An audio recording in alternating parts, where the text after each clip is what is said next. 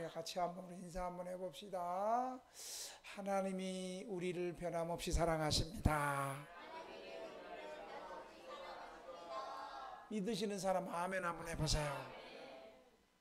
여러분, 제가 본격적으로 교회를 다니고 예수를 믿게 된 데가 언제냐면 중2 가을 이 시점이에요. 가을 이 시점에 이제 그때에 저희는 아직 중고등부 유치부가 없지만 일반 교회는 유치부도 있고 유년부도 있고 중고등부 있고 청년회 있는데 우리는 이제 청년회가 있죠. 이 중고등부 예배를 제가 이제 참여했어요. 저희는 그때 중고등부 예배가 어른 예배가 11시, 중고등부 예배가 오후 2시였어요. 그리고 이제 목사님이나 전도사님이 그 당시 전도사님이 중고등부 설교를 하고 나면 그게 끝이 아니에요. 뭐 어떻게 되냐면 분반 공부를 해요. 공과 공부를 우리 중등부, 고등부 교사 선생님이 각 학년별로 저희 때는 제가 중2 때 우리 반 한 8명, 10명 됐는데 이래서 공과 공부를 이렇게 했어요. 지금 생각하니까 집사님이 참 은혜롭게 잘 가르치는 기도 많이 하셨던 것 같아요. 그렇게 하고 나서 공과 공부가 끝나고 나면 물어요. 어떤 질문을 하냐면 우리 중2 학생들에게 애들아, 너희는 왜 예수를 믿니? 너희는 왜 예수를 믿니? 여러분에게 질문합니다. 여러분은 왜 예수를 믿습니까? 그래서 한 사람 한 사람 돌아가서 나는 이래서 예수 믿습니다. 나는 저래서 예수 믿습니다. 저 차례가 왔어요. 여러분, 저는 어떻게 대답했을 것 같아요? 저는 어떻게 대답했냐면 제가 예수를 믿는 것은 다시 이 땅에 오실 재림하실 예수님을 기다리며 믿습니다. 그랬더니 주변에 있는 우리 친구들이 야, 양옥이는 참 현실적으로 예수 믿네. 그리고 구체적으로 예수 믿네. 많은 사람들이 이제 하나 남은 게 성경의 예언 중에 마지막 예언이 하나 남았다고 얘기해요. 성경은 이 땅에 예수님이 탄생하실 것이다. 베들레헴에 예수님이 탄생하실 것이다. 예언을 했어요. 그 예언이 많은 선지자를 통해서 예언한, 특별히 이사야, 미가 이런 선지자를 통해 가지고 예수님이 우리를 구원하시기 위해서 이스라엘 베들레헴에 예수님이 태어나실 것이다. 그런데 정말 그 예언대로 2000년 전에 예수님이 진짜 태어나신 거예요. 우리가 생각할 때는 예수님이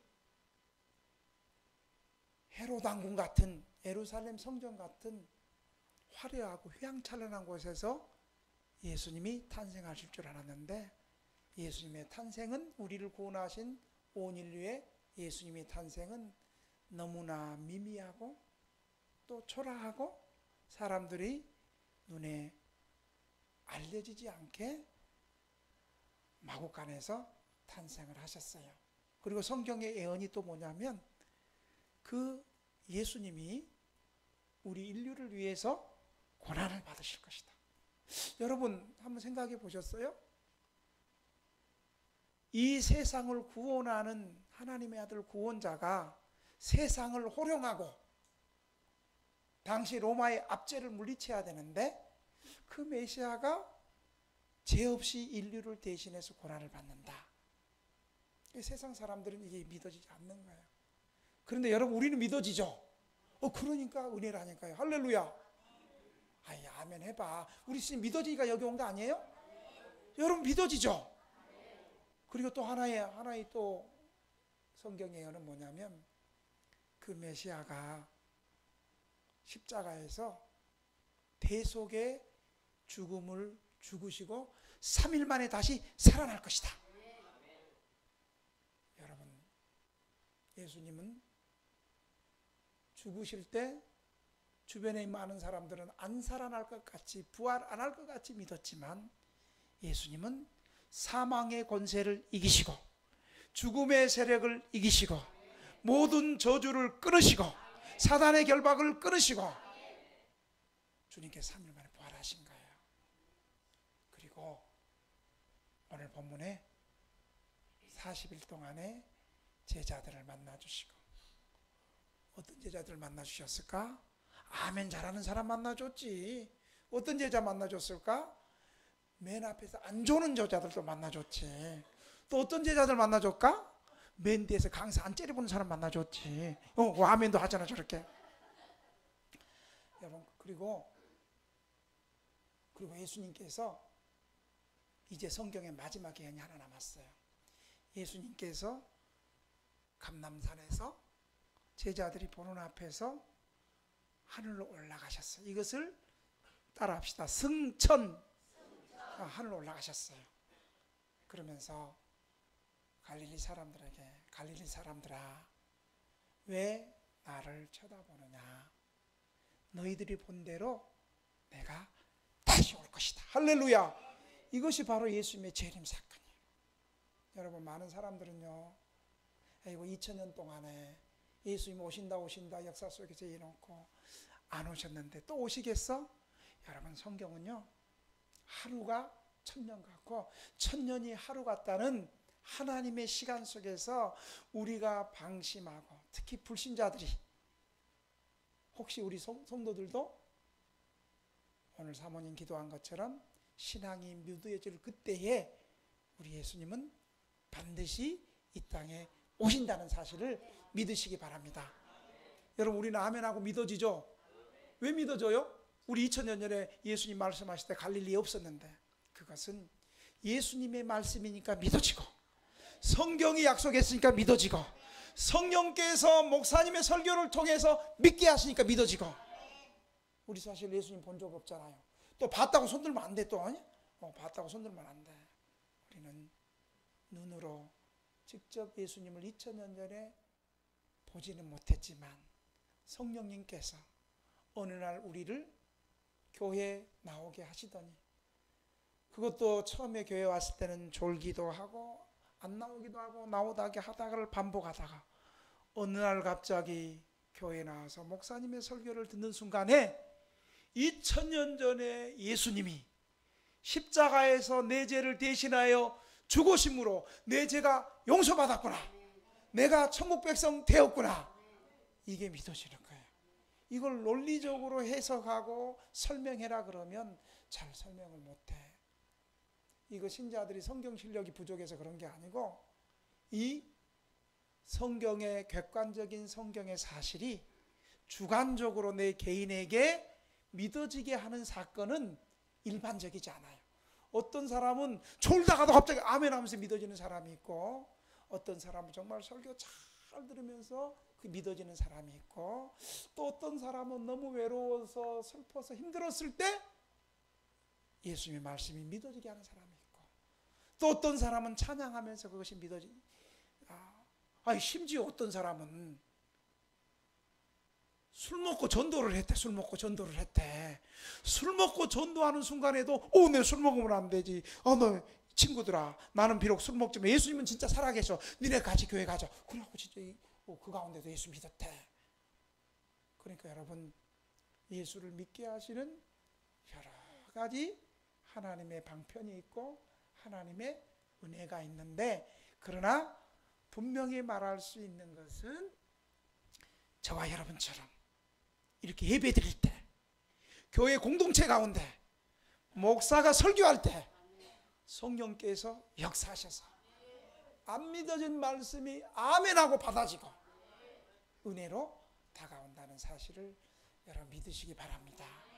그러니까 여러분, 우리가 믿음이 있어서 교회 나오는 것이 아니라, 처음에는 믿음이 없이, 지금도 입이 벌어지면서 믿음이 없이 나왔는데 믿음을 성령님이 주시고 주님께서 은혜를 주시고 하나님이 함께해 주셔서, 왜 300시정 어떻게 불러요? 왜 아니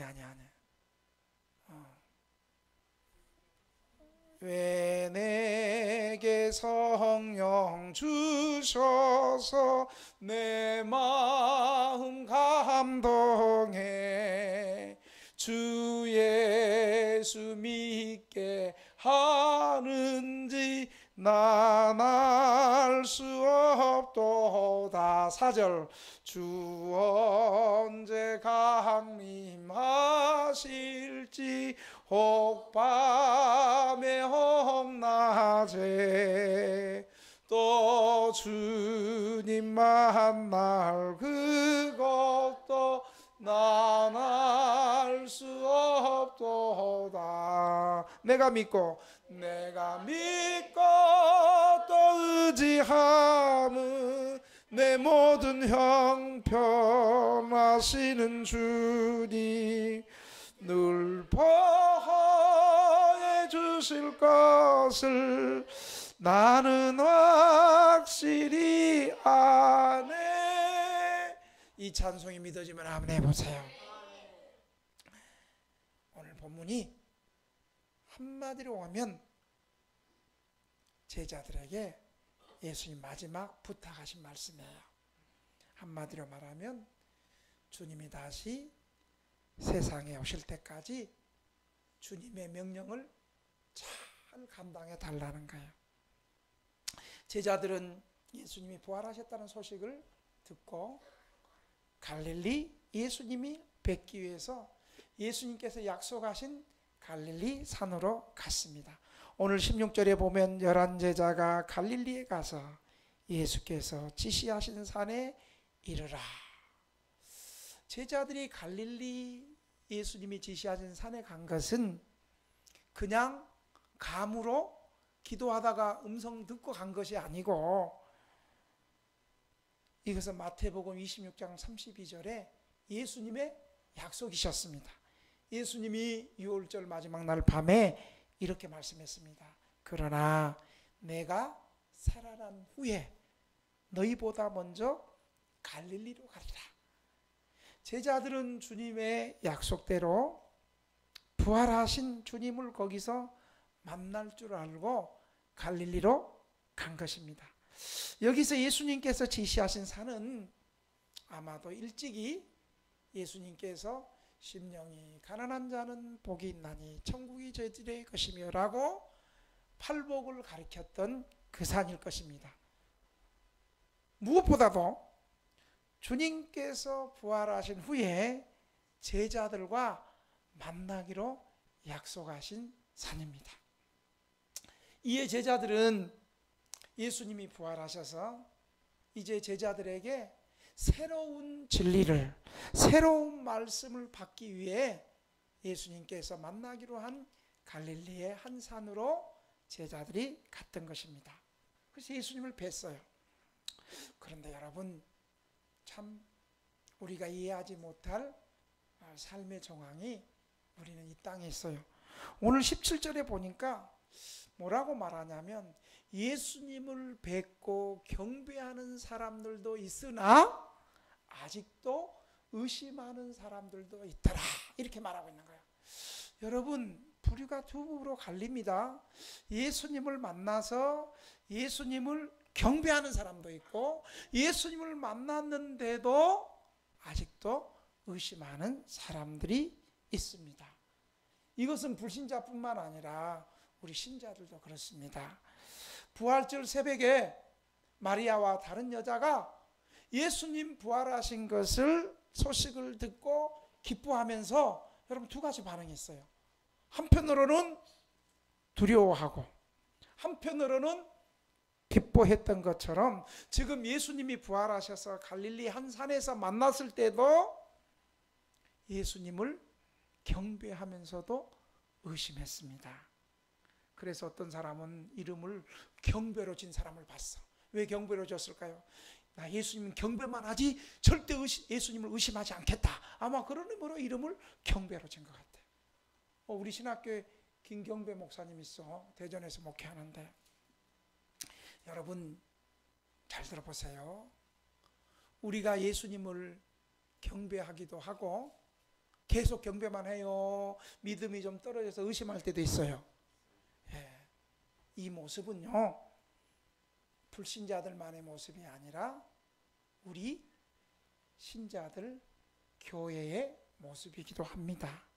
우리는, 신자는, 교회는 어떨 때는 예수님을 뜨겁게 경배하기도 하지만 또 믿음이 떨어져서 의심하기도 하고, 또 의심하면서도 다시 믿음이 회복이 돼서 예수님을 경배하기도 합니다.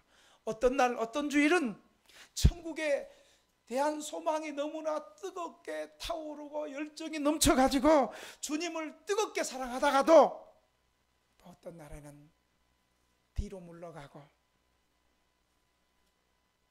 의심하기도 하는 것이, 이것이 우리 지상교회 살아가고 있는 우리 신자들의 모습입니다. 부활하신 주님을 만나는 산에서도 함께 있는 사람들의 반응이 이런 모습이었습니다. 이것이 2000년 전의 초대교회 모습입니다. 그러나 초대교회 모습뿐만 아니라 현재 우리의 모습이기도 합니다. 아마 예수님 재림하실 때까지 이 두 모습이 우리를 계속해서 지배할 것입니다. 성령으로 충만하고 말씀으로 충만하고 은혜를 사모하고 이런 사람들에게는 주님을 매 주일마다 뜨겁게 사랑하고 경배하지만 또 우리의 믿음이 또 세상에서 시험을 당하고 우리의 믿음이 또 쫄아들고 그럴 때는 또 의심하기도 하다가 또 경배하기도 하다가 의심하기도 하는 것입니다. 이어서 주님께서는 그러한 제자들의 모습을 보면서 오늘 18절에는 예수께서 나와 말씀하시되 이르시되 하늘과 땅의 모든 권세를 내게 주셨다. 여러분, 예수님께서 지금 제자들에게 하늘과 땅의 모든 권세를 주셨다고 말합니다. 여러분이 하늘과 땅의 모든 권세를 주셨다는 것은 먼저요, 이런 뜻이 있어요.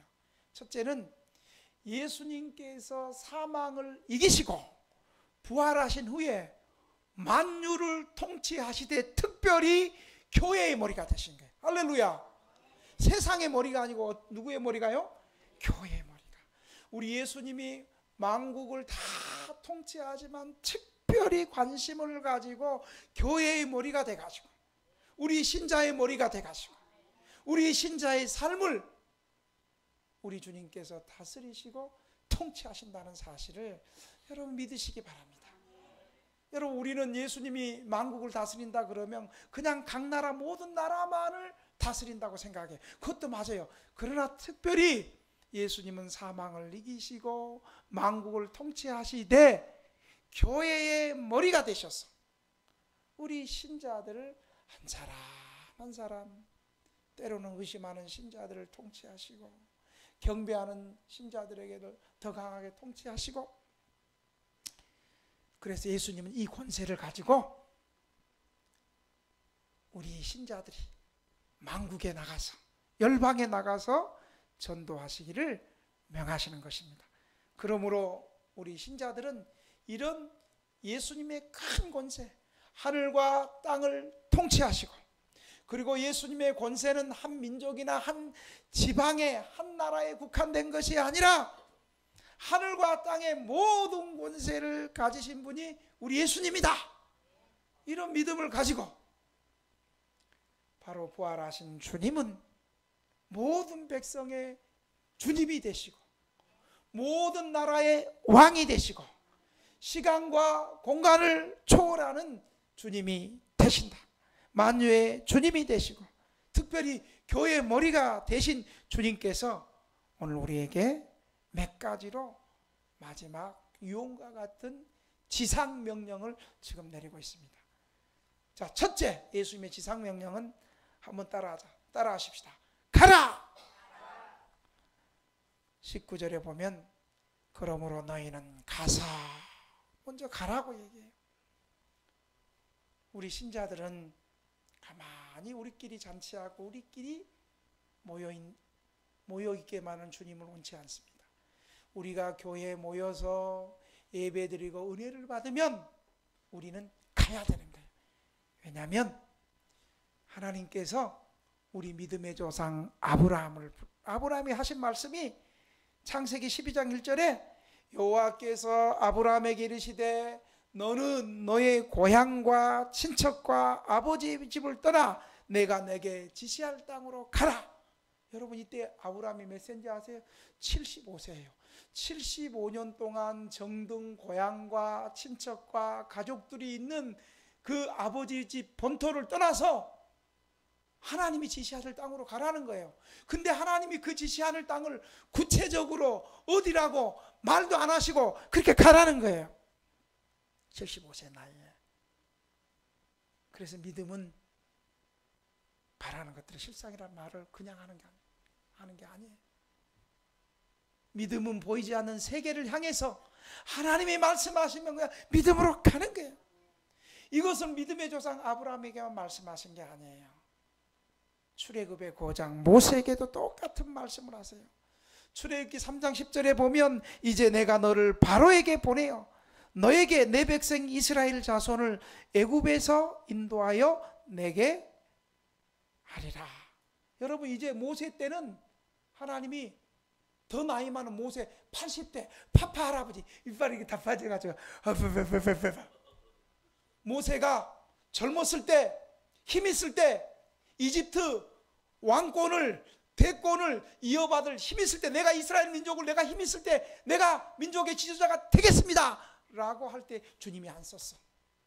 그냥 지 힘 있고 발광을 할 때는 주님이 사용 안 하고 오히려 40년 동안 처갓집 살이하고 쫓겨나가지고 힘 다 빠지고 아이고 나는 이제 끝났구나.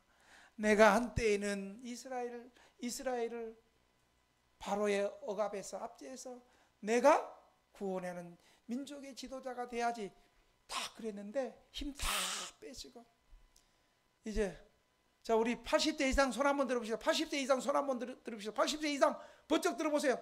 문학 집사님도 손 들어. 80대 이상은 따라합시다. 80대 이상 따라합시다. 주여 우리도 사용해 주옵소서. 그 나머지는 따라해 봐봐요. 나머지는 따라 한번 해봅시다. 나머지는 어떻게 따라하냐면 주여 우리는 더 사용해 주옵소서. 여러분 힘없고 파파 할아버지가 된 노인에게 주님이 가라라고 말씀하시는 거예요. 여러분 저도 20년 전에 지하에서 교회를 개척할 때 유치원 애들 세다고 젊은 아내가 교회를 그것도 지하교회에서 개척했습니다. 그때 많은 사람들이 말렸어. 김 목사 목회자 생활도 대책도 없이 후원해 주는 교회도 없이 또 헌금할 수 있는 사람도 없이 교회를 개척한다니 믿음이 좋은 거야 무모한 거야 그러면서 말리기도 했습니다. 사람들이 과연 이 교회가 유지되고 설립이 될 수 있을까 그렇게 했지만 아브라함에게도 가라 하신 그 하나님께서 모세에게도 가라 하신 그 하나님께서 이사야 선지자에도 가라 하던 그 하나님께서 저에게도 가라 해서 믿음으로 순종할 때 믿음 없는 그런 걱정과 우려가 다 종식되고 지하에서 지금 4층 건물에 2층, 3층, 4층을 전 월세지만 사용할 수 있도록 우리 교회를 축복해 주시고 성장할 수 있도록 도와주셨습니다. 그러니까 가라! 하나님께서 말씀하실 때는 계산하고 따지고 안 됩니다. 할 수 없습니다. 못합니다. 이거는 믿음의 얘기가 아니에요. 가라 하면 아멘. 주님이 가라 하면 됩니다. 아멘 할 때까지 할 수 있습니다.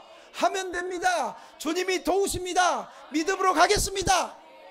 이때 역사가 일어나고 기적이 일어나고 잠도 깨고 조는 사람도 없고 맨 뒤에서 강사 째려보는 사람도 없는 거예요. 할렐루야. 두 번째로 주님의 지상 명령은 한번 따라 합시다. 모든 족속으로 제자를 삼으라. 여러분 이것은 꼭 제자들, 선교사들, 목사들, 사명자들에게만 얘기하는 것이 아니라 예수님을 나의 구세주로 믿는 모든 신자들은 다 사명자인 거예요. 아멘? 여러분, 제자를 삼는다는 것은요, 단순히 전도지를 뿌리거나 사람들이 많은 광장에서 요란스러운 집회를 갖는 것만을 말하지 않아요. 그것도 포함되지만 여러분, 더 나아가서 제자를 삼는다는 것은 이보다 더 힘든 일입니다. 겉으로는 여러분, 전도하는 것이 자세 안 나오잖아요. 전도지 주면 됐어 전도자들 무시하고, 사람들 오, 이분 참 멋있다, 이 시대에도 이렇게 전도자, 이렇게 칭찬해 주지를 않습니다. 화려하게 잘 나타내지 않는 일이고, 또 아무리 수고해도 열매가 잘 나타나지도 않고, 수고해도 공동체에서 알아주지도 않습니다. 그리고 때로는 이 사람들과 말이 통할까 소통도 안 됩니다. 더 나아가서는 사람들의 칭찬보다는 시기와 질투와 무시와 냉대와 배척이 많습니다. 그러므로 제자를 삼는 것은 많은 인내와 희생과 시간과 물질과 사랑과 은혜가 필요한 일이 바로 제자를 삼는 일입니다. 그럼에도 불구하고 교회 공동체를 세우는 일입니다. 제자란 스승 대신 예수님을 스승으로 우리가 믿는다면, 제자는 예수님의 학생인 것입니다. 예수님의 제자들이 해야 되는 일은 좋은 학생이 되게 하는 일입니다. 세 번째 예수님의 지상명령은 19절에 보니까 한번 따라 합시다. 아버지와 아들과 성령의 이름으로 세례를 주라고 하십니다. 드디어 마태복음에 삼위일체 하나님이 등장합니다. 여러분, 이 삼위일체 하나님이, 이 교리가 발전한 것은 초기 기독교인들은 삼위일체 하나님의 이름으로 세례를 주지 않았습니다. 사도행전 2장 38절을 보면 오순절에 베드로는 예수 그리스도의 이름으로 세례를 받으라고 하였습니다. 그런데 이제 후대에 와서 오늘 지상명령에는 삼위 하나님에 대해서 더 깊은 의미를 발견하고, 이 삼위일체 교리가 점점 성경에서 발전해 나가는 것을 볼 수 있습니다. 마태복음을 통한 이 교리가 나중에 발전된 것입니다. 오늘 본문에 보니까 아버지와 아들과 성령의 이름으로 세례를 베풀고, 그러니까 삼위일체 하나님의 이름으로 세례를 베풀고, 여러분, 지금 우리 교회에서도, 지금 모든 교회에서도 내가 성부와 성자와 성자의 이름으로 세례를 주노라, 이렇게 하면서 우리 세례 다 받았죠? 예. 즉 삼위 하나님 사이에 친밀하고 사랑스러운 관계를 우리에게 보여주는 것입니다. 여러분, 마태복음 3장 16절 17절에도 보면 예수님 세례 받으실 때도 예수께서 세례를 받으시고 곧 물에서 올라오실 때 하늘이 열리고 하나님의 성령이 비둘기같이 내려 자기 위에 임하심을 보시더니 하늘로부터 소리가 있어 말씀하시되, 한번 따라 합시다. 이는 내 사랑하는 아들이요 내 기뻐하는 자라 하시니라. 예수님 세례 받을 때 성령이 비둘기같이 예수님 머리 위에 임재하시고, 그리고 하늘로부터 하나님 아버지의 음성이 들렸습니다. 이는 내 사랑하는 아들이요 내 기뻐하는 자리라.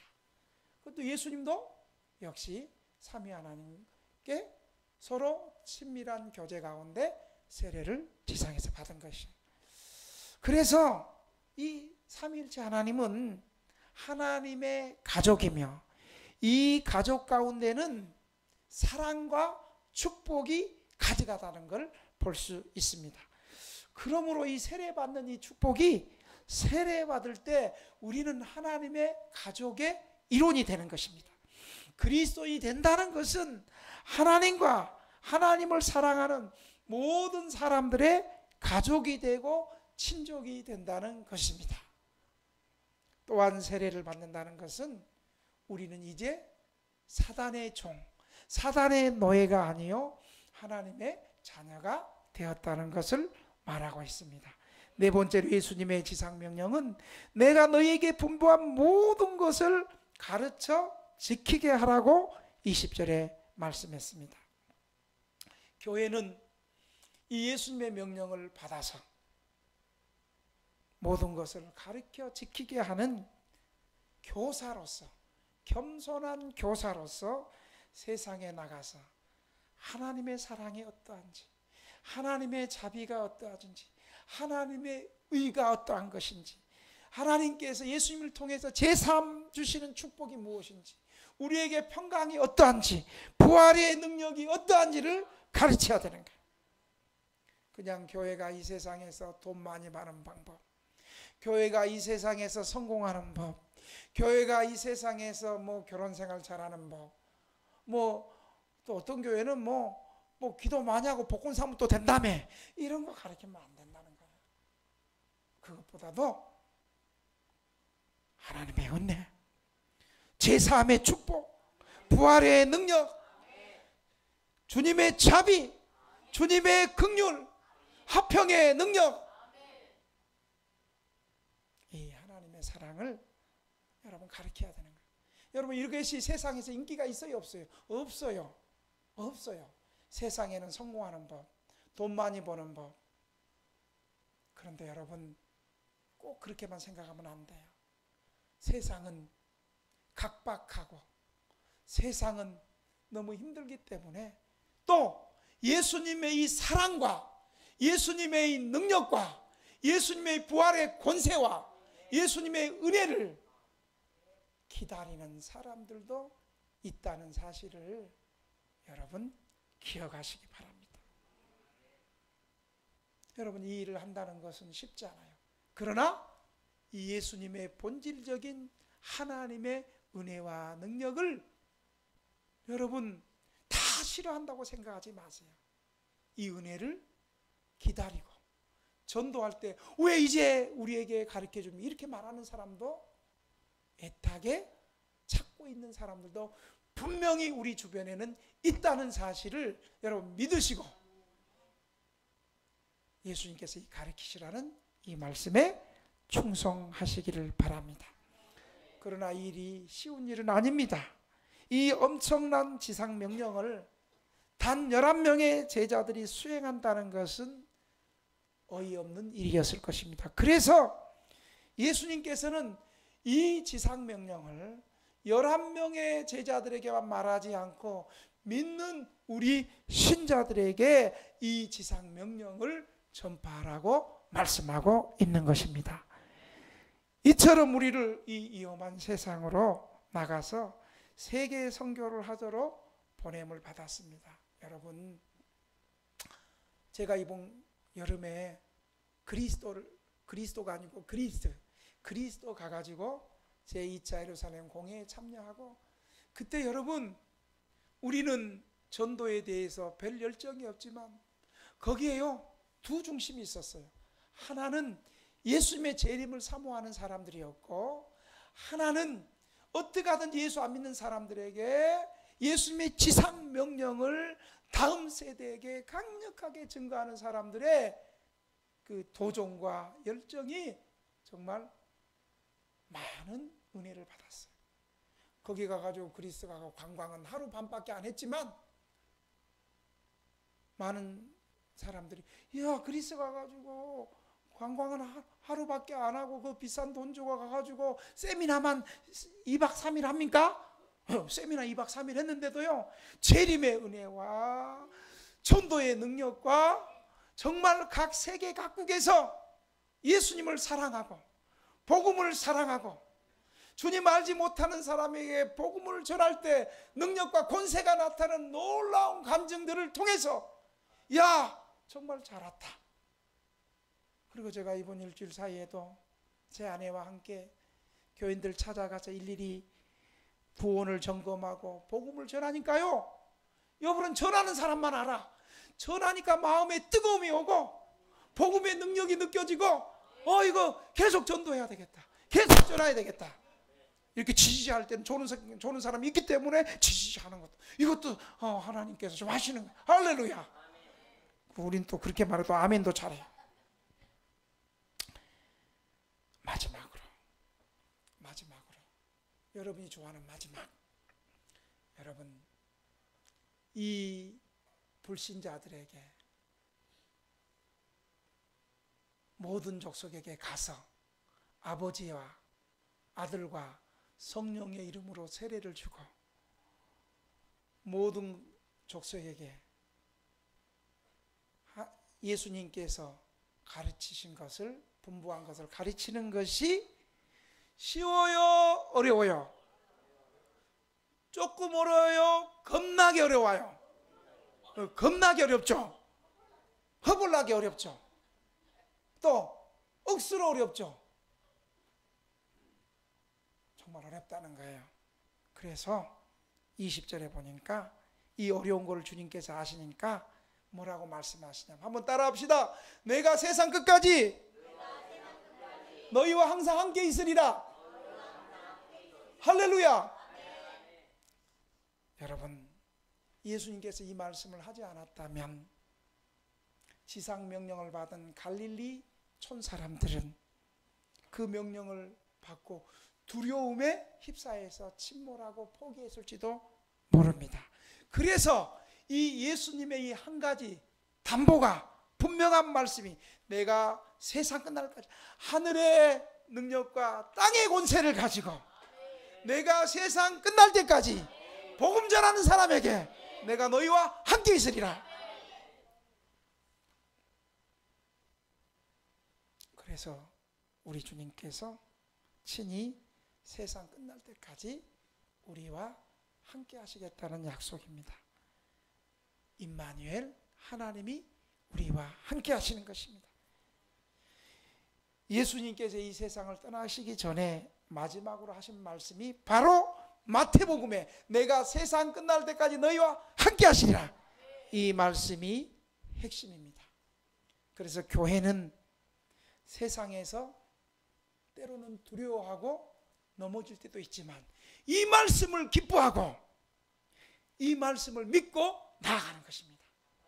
때로는 믿음이 없어서 의심될 때가 있고, 또 뜨겁게 헌신하면서도 이게 맞나 하고 머뭇거리기도 합니다.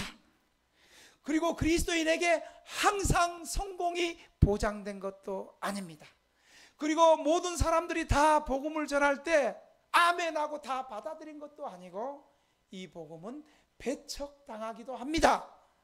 때로는 박해와 고난을 당하기도 합니다. 미움과 시기와 질투를 당하기도 합니다. 그러나 분명한 사실은 그리스도 안에 계신 하나님께서는 세상 끝날 때까지 우리를 버리시지 않고 끝까지 신실한 자들과 함께 하신다는 약속의 말씀입니다. 이것은 복음을 전하는 사람들만이, 주의 사랑을 증거하는 사람들만이, 주님을 위해서 살아가는 사람들만이 경험할 수 있는 주님의 능력이신 것입니다. 그리스도는 우리를 이렇게 사랑하시고 격려하시고 인도하시고 또한 소망을 주십니다.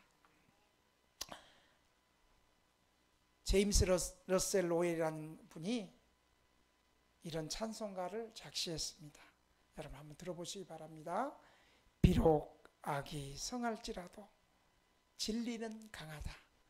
그녀가 단두대에 서고 폭군이 왕자에 있어도 보이지 않는 저편에는 하나님이 서 계시며 그분이 백성을 돌보신다네. 사랑하는 등대교회 성도 여러분, 예수님께서는 이렇게 말씀하십니다. 잊지 말라. 내가 항상 세상 끝날 때까지 너와 함께 하리라. 이 말씀을 믿고 함께 하시는 주님과 함께 우리 가장 가까운 곳에서부터 시작해서 우리 삶의 환경에서부터 시작해서 멀리는 모든 족속에게 가는, 그리고 주님의 지상명령을 실현하는 우리 등대교회 성도들이 되기를 주님의 이름으로 축원합니다. 축원합니다. 우리 한번 이 시간에 통성으로 주여 주님의 명령을 나도 믿음으로 순종하게 하여 주옵소서. 우리는 주님을 경배하면서도 의심하고 믿음이 좋았다가 또 넘어지기도 하고 머뭇거리지만 주님이 세상 끝날 때까지 우리와 함께 하신다고 했사오니 주여 우리도 가게 하여 주시고 모든 족속으로 제자 삼게 하시고 세례 주게 하시고 주님께서 분부한 모든 것을 가르칠 수 있는 복음의 전사가 되게 하여 주옵소서. 가장 가까운 우리 삶의 현장에서부터 복음 증인이 되게 해 주옵소서. 주님 한번 부르고 우리 3분만 기도해 봅시다. 주여, 살아계신 아버지 하나님, 주님께서 부활하셔서 우리에게 지상 명령을 주셨습니다. 주님이 만나 주셨습니다. 주님을 만나면서 경배하는 사람도 있고 의심하는 사람이 있는 것이 우리의 나간 모습입니다. 주님을 뜨겁게 사랑할 수 있도록 성령님 도와주시고, 때로는 또 의심이 오고 넘어질 때도 우리를 불쌍히 여겨주시고 또 일으켜 주셔서 성령으로 충만케 하셔서 믿음으로 주님을 뜨겁게 사랑할 수 있도록 주여 도와주시옵소서. 주님이 가라고 말씀하신 이 말씀 앞에 하나님 순종하며 믿음으로 나갈 수 있도록 주여 도와주시옵소서. 주여 가게 하여 주옵소서. 복음 증거하는 증인의 삶을 살게 하여 주옵소서.